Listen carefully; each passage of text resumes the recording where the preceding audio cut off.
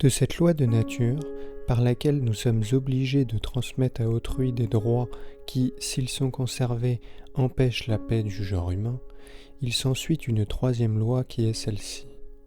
que les hommes exécutent les conventions qu'ils ont faites. Sans quoi les conventions sont faites en vain et ne sont que des paroles vides. Et le droit de tous les hommes sur toute chose demeurant, nous sommes toujours dans l'état de guerre. Et c'est en cette loi de nature que consiste la source et l'origine de la justice.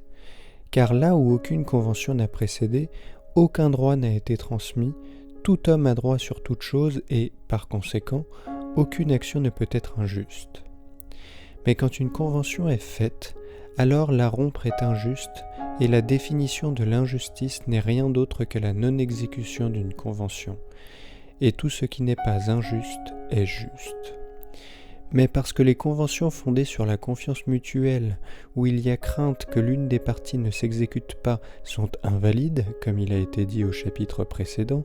quoique l'origine de la justice soit l'établissement des conventions, cependant, en fait, il ne peut pas y avoir d'injustice tant que la cause d'une telle crainte ne disparaît pas, ce qui ne peut être réalisé lorsque les hommes sont dans l'état naturel de guerre.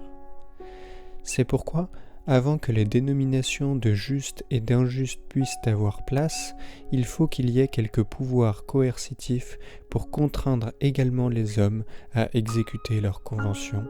par la terreur de quelque châtiment plus grand que le bénéfice qu'ils comptent tirer de la violation de la convention, et pour rendre sûre cette propriété que les hommes acquièrent par contrat mutuel en compensation du droit universel qu'ils abandonnent. Un tel pouvoir, il n'en existe aucun avant l'érection d'une république. Et c'est ce qui ressort aussi de la définition ordinaire de la justice dans les écoles, car il y est dit que la justice est une volonté constante de donner à chaque homme ce qui est sien, et donc où il n'y a rien à soi, c'est-à-dire nulle propriété, il n'y a aucune injustice, et là où aucun pouvoir coercitif n'a été érigé, c'est-à-dire là où il n'y a pas de république, il n'y a pas de propriété, tous les hommes ayant droit sur toute chose. C'est pourquoi là où il n'y a pas de république, rien n'est injuste. Si bien que la nature de la justice consiste à observer les conventions valides, mais la validité des conventions ne commence qu'avec la constitution d'un pouvoir civil suffisant pour contraindre les hommes à les observer, et c'est alors aussi que commence la propriété. L'insensé a dit en son cœur « Il n'existe aucune chose telle que la justice », et quelquefois il l'a dit aussi en parole, alléguant sérieusement que, la conservation et la satisfaction de chaque homme étant confiées à ses propres soins, il n'y avait aucune raison pour qu'il ne pût faire ce qu'il croyait y contribuer. Et c'est pourquoi faire ou ne pas faire des conventions, les respecter ou ne pas les respecter, n'était pas contraire à la raison, quand cela contribuait à son propre bénéfice. Il ne nie pas par là qu'il y ait des conventions, et qu'elles soient tantôt rompues, tantôt respectées, et qu'une telle rupture de contrat puisse être appelée injustice et l'observation des conventions justice. Mais il pose la question de savoir si l'injustice, une fois la crainte de Dieu ôtée, car le même insensé a dit dans son cœur qu'il n'y avait pas de Dieu, ne se trouve pas parfois en accord avec cette raison qui dicte à tout homme son propre bien, en particulier quand elle contribue à un avantage tel qu'il nous met en état de ne pas tenir compte non seulement de la désapprobation et des insultes, mais aussi du pouvoir des autres hommes. Le royaume de Dieu se gagne par la violence, mais qu'en serait-il s'il pouvait être gagné par la violence injuste ? Serait-il contraire à la raison de l'obtenir ainsi, quand il serait impossible d'en recevoir du mal ? Et si ce n'est pas contraire à la raison, ce n'est pas contraire à la justice, ou sinon la justice ne peut pas être considérée comme bonne. À partir d'un tel raisonnement, la méchanceté couronnée de succès a obtenu le nom de vertu, et certains qui, en toute autre chose, ont interdit la violation de la parole, l'ont cependant autorisée quand c'était pour gagner un royaume. Et les païens qui croyaient que Saturne avait été déposé par son fils Jupiter croyaient pourtant que le même Jupiter était le vengeur de l'injustice, un peu comme dans ce passage portant sur le droit dans les commentaires de Koch et Littleton, où il dit que si l'héritier en titre de la couronne est convaincu de trahison, la couronne doit cependant lui être transmise et eo instante, l'acte de loi qui accusait l'héritier doit être considéré comme nul. On pourra être porté à inférer de ces exemples que quand l'héritier présomptif d'un royaume tuera celui qui le possède, même son père, vous pouvez appeler cela une injustice ou par quelque autre dénomination de votre choix. Et cependant, cet acte ne peut jamais être contraire à la raison, vu que toutes les actions volontaires des hommes tendent à leur propre avantage et que sont les plus raisonnables celles qui contribuent le plus aux fins qu'ils visent. Toujours est-il que ce raisonnement spécieux est faux. En effet, la question n'est pas celle des promesses mutuelles, où il n'y a aucune assurance d'un côté comme de l'autre que la promesse sera tenue, comme quand aucun pouvoir civil n'a été érigé au-dessus des parties qui promettent, car de telles promesses ne sont pas des conventions. Mais si l'une ou l'autre des parties s'est déjà exécutée, ou bien là où il existe un pouvoir pour la faire s'exécuter, la question est de savoir s'il est contraire ou non à la raison, c'est-à-dire contraire à l'avantage de l'autre, de s'exécuter. Je dis que ce n'est pas contraire à la raison.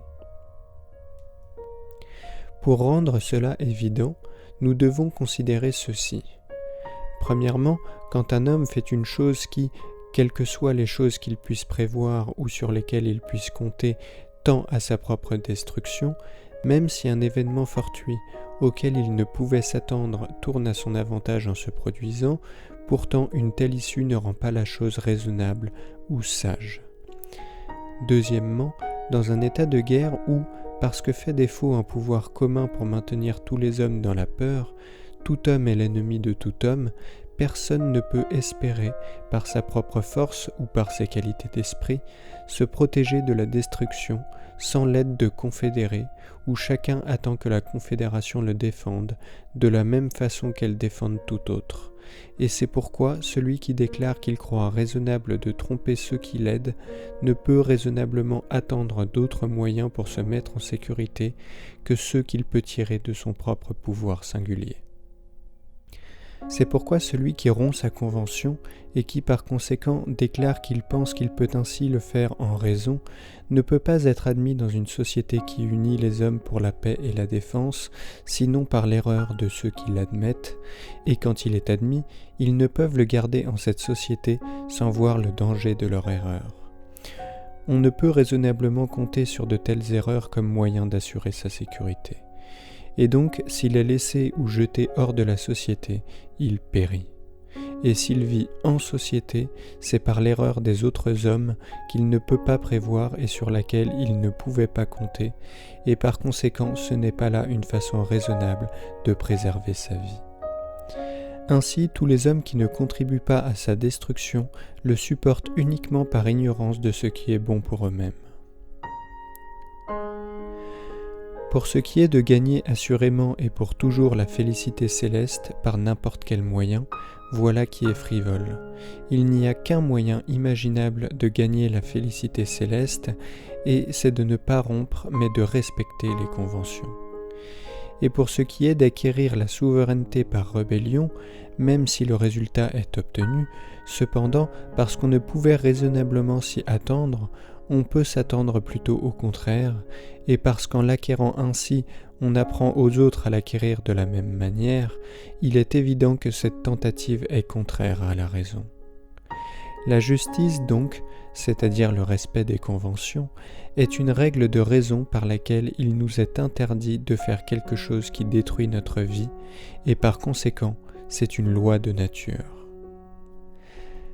Certains vont plus loin et pensent que la loi de nature n'est pas de ces règles qui conduisent à la préservation de la vie humaine sur terre,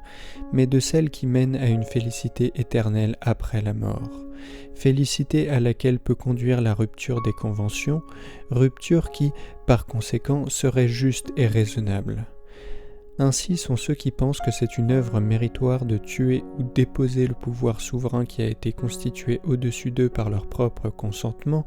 ou de se rebeller contre lui. Mais parce qu'il n'existe aucune connaissance naturelle de la condition de l'homme après la mort, encore moins de la récompense qui sera alors donnée pour avoir violé sa parole, mais seulement une croyance fondée sur d'autres hommes, qui disent qu'ils en ont une connaissance surnaturelle, ou qu'ils connaissent ceux qui en connaissent d'autres qui en ont une connaissance surnaturelle, la violation de sa parole ne peut être appelée un précepte de raison ou de nature. D'autres qui admettent comme une loi de nature le respect de la parole, font cependant exception de certaines personnes comme les hérétiques ou ceux qui ont coutume de ne pas exécuter les conventions qu'ils ont passées avec d'autres. Et cela est aussi contraire à la raison. Car si quelques défauts d'un homme étaient suffisants pour se libérer d'un pacte qui a été conclu, le même défaut aurait dû en raison être suffisant pour empêcher qu'il soit conclu.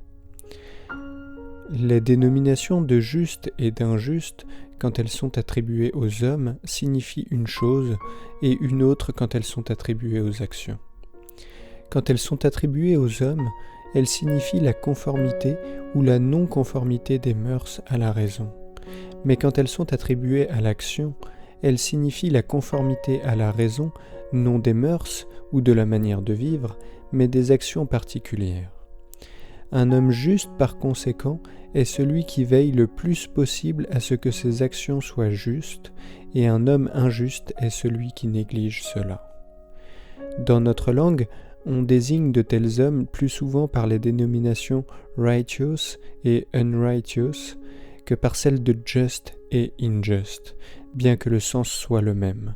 C'est pourquoi un homme droit, righteous, ne perd pas ce titre par une action ou quelques actions injustes, unjust, qui procèdent d'une passion soudaine, ou d'une erreur sur les choses ou les personnes, pas plus qu'un homme indroit, unrighteous, ne perd son caractère par des actions qu'il fait ou dont il s'abstient par crainte, parce que sa volonté n'est pas réglée par la justice, mais par l'avantage manifeste de ce qu'il doit faire. Ce qui donne aux actions humaines la saveur de la justice est une certaine noblesse, un courage chevaleresque qu'on trouve rarement, par lequel un homme dédaigne de devoir la satisfaction de son existence au dol ou au non-respect des promesses. Cette justice des mœurs est ce que nous entendons quand nous nommons la justice vertu et l'injustice un vice. Mais la justice des actions ne fait pas qu'on nomme les hommes justes, mais innocents. Et l'injustice des actions, qui se nomme aussi tort, ne leur donne pas la dénomination de coupable. De plus, l'injustice des mœurs est la tendance ou disposition à faire tort, et elle est injustice avant de procéder à l'acte, et sans supposer quelque personne individuelle subissant un tort. Mais l'injustice d'une action, c'est-à-dire le tort, suppose qu'une personne individuelle subisse un tort, à savoir celle avec qui la convention a été faite. Et c'est pourquoi souvent le tort est subi par un homme alors que le dommage rejaillit sur un autre. Par exemple, quand le maître ordonne à son serviteur de donner de l'argent à un tiers, si cela n'est pas fait, le tort est fait au maître, auquel il avait convenu d'obéir, mais le dommage rejaillit sur le tiers, envers qui il n'avait aucune obligation, et à qui, par conséquent, il ne pouvait faire de tort. De même, dans les républiques, des particuliers peuvent se remettre les uns aux autres leurs dettes, mais pas les vols et autres violences par lesquelles ils subissent un dommage, parce que la détention de l'argent de la dette est un tort qui leur est fait, mais les vols et la violence sont des torts faits à la personne de la République. Tout ce qui peut être fait à un homme, conformément à sa propre volonté, signifié à l'agent, n'est pas un tort qui lui est fait. Car si celui qui agit n'a pas transmis son droit originaire de faire ce qui lui plaît par quelque convention antérieure, il n'y a pas de rupture de convention et par conséquent, aucun tort ne lui est fait. Si cette transmission a été faite par convention antérieure, alors le fait que la volonté que l'acte soit fait ait été signifié par celui qui subit l'action libère celui qui agit de cette convention et, de nouveau, aucun tort n'est fait à celui qui subit l'action. La justice des actions est habituellement divisée par les auteurs en commutative et distributive. Ils disent que l'action commutative consiste en une proportion arithmétique et que l'action distributive consiste en une proportion géométrique. La justice commutative se trouve dans l'égalité des valeurs des choses pour lesquelles on contracte, et la justice distributive se trouve dans la distribution d'avantages égaux à des hommes de mérite égal. Comme si c'était une injustice de vendre plus cher qu'on achète ou de donner à un homme plus qu'il ne mérite. Or, la valeur de toutes les choses pour lesquelles on contracte est mesurée par l'appétit des contractants et la juste valeur est donc celle qu'ils veulent bien leur donner. Et le mérite, en dehors de celui des conventions où la partie qui s'exécute mérite que l'autre partie s'exécute et qui relève de la justice commutative et non de la justice distributive, le mérite ne donne aucun droit à un dû, mais est simplement récompensé par une grâce, et c'est pourquoi cette distinction, dans le sens où on a l'habitude de l'exposer, n'est pas correcte. À proprement parler, la justice commutative est la justice d'un contractant, c'est-à-dire l'exécution d'une convention dans l'achat et la vente, la prise et le don en location, le prêt et l'emprunt, l'échange, le troc et les autres actes contractuels. Et la justice distributive est la justice d'un arbitre, c'est-à-dire l'acte de définir ce qui est juste. La charge d'arbitre lui étant été confiée par certains, s'il remplit la charge confiée, on dit qu'il distribue à chaque homme ce qui est sien. Et c'est en vérité une juste distribution qui peut être appelée, quoique improprement, justice distributive, mais plus proprement équité, qui est aussi une loi de nature, comme nous le montrerons quand il sera nécessaire.